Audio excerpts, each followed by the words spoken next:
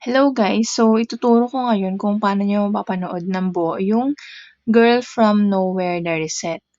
Kasi pinalabas na siya kahapon sa Netflix yung episode 1. So, syempre tayong mga pulube, charot, hindi.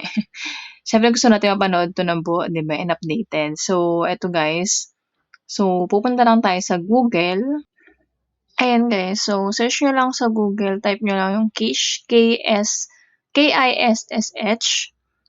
Then, lalabas na yan, Asian Dramas and Movies. Marami kasing Kish na lumalabas. So, mostly, sa top naman siya magpupunta. So, click nyo lang yan, kish.co.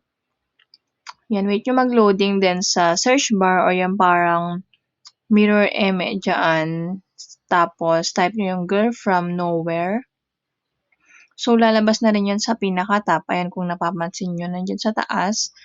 Girl from Nowhere The Reset, episode 2 nakalagay kasi nga, yung episode 1 is uploaded na. So, ayan, click nyo lang guys, yung Girl from Nowhere, then sa baba, makikita nyo yung 1 and 2, meron siyang CC. So, ibig sabihin yung 1 is uploaded na. So, ayan, guys, nag-replay na siya.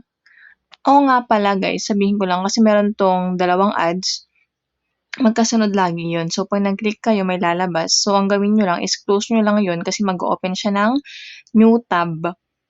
So, close nyo lang yun agad guys para makapanood kayo ng diretsyo. Dalawang beses lang naman yun. Dalawang magkasunod lang din. So, yun guys, enjoy and yun, see you sa episode 2. Sana natulungan ko kayo guys. Goodbye.